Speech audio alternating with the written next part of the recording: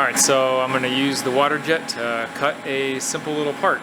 I have a drawing from a customer. I've already entered it into the computer. So I'm just going to zero the program. I'm just going to zero the program, bring it in, put this material, because this is 1/8 inch aluminum, put it on the machine, zero the part, and start cutting.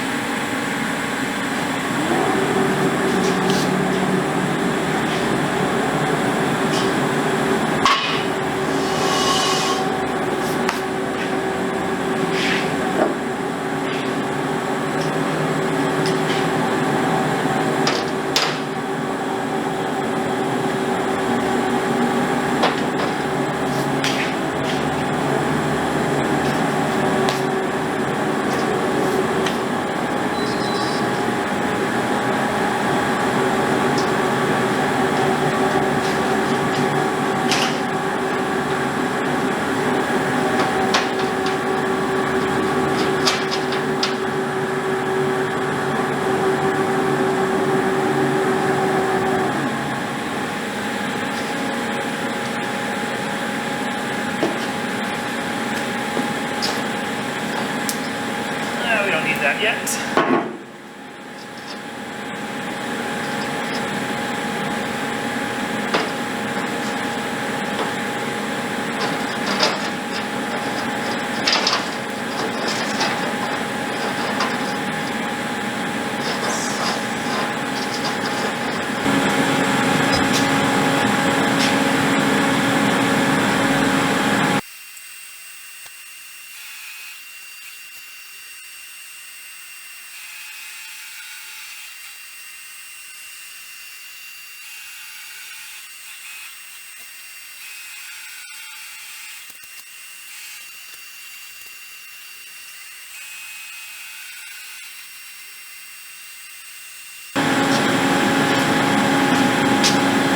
Now that the machine's all zeroed up and the part is centered, I can start the program.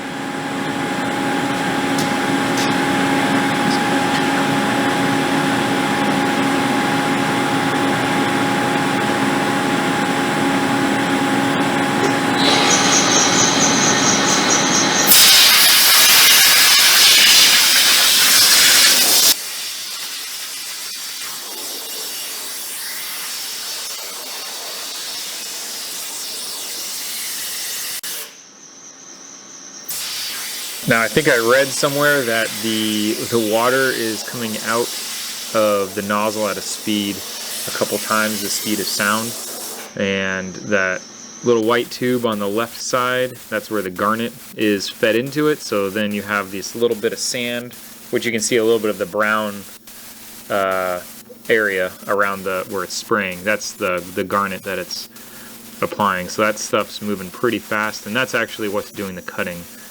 For this program, I just did it does an auto lead in and lead out, so the program just does it all. I kind of don't know if it's really the best, but then doing it by hand does take a while. So that's kind of why it looks like it's jumping all over. It started with the U. It seems like it could do it a lot more uniform or a lot more predictable, I guess, from left to right, top to bottom, something along those lines, instead of it just kind of seeming like it goes all over the place. But overall, it still does a pretty good job just for the automatic version.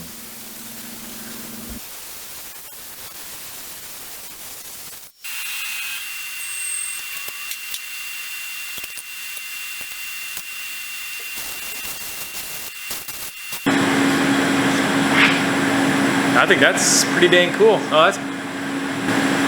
That's 1/8 inch aluminum, and that's actually that's pretty sturdy. Pretty sturdy. Like, that's not very floppy at all. They're gonna put two little carabiners here, hold it up. I feel like if I was gonna do it again, maybe I'd put a little bit thicker spots, but we'll see.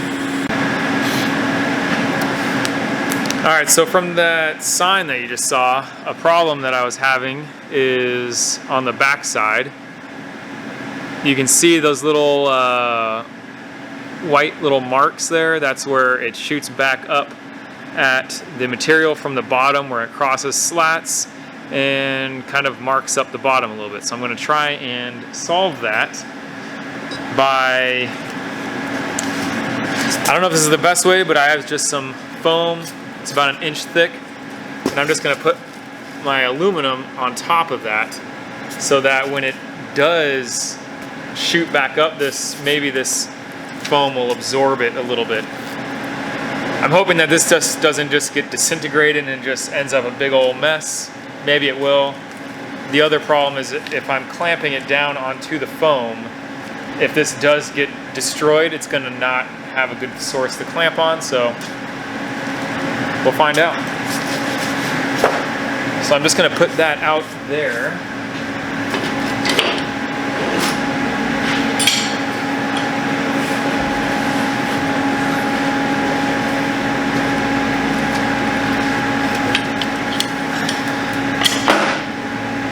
Put these clamps on. Here I'm going to load up the program, move it into position, zero it, and cut.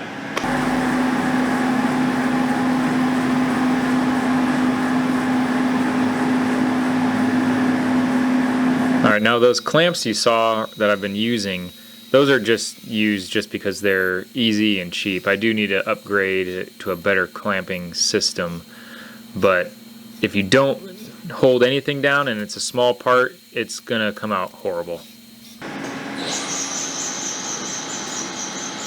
And for this part, sorry about the camera not focusing, but in the parts that it does focus, you can see what's happening. The mist that's coming off of the spray, the nozzle, I think is just confusing the camera, so it doesn't know what the heck to focus on. You can see all that like white stuff coming out. On the bottom, it disintegrates the foam. There's the holes that it cuts out.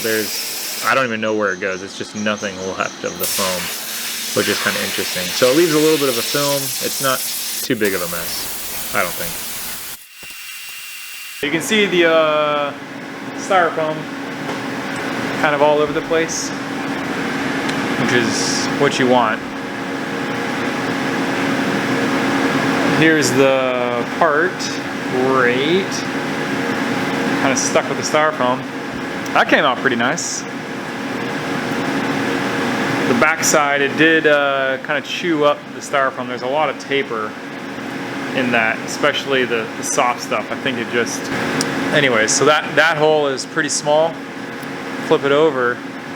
It's pretty big. I can stick my finger in there. Can't even come close this side. So there's a lot of taper with a soft material, but interesting. Let me blow dry this.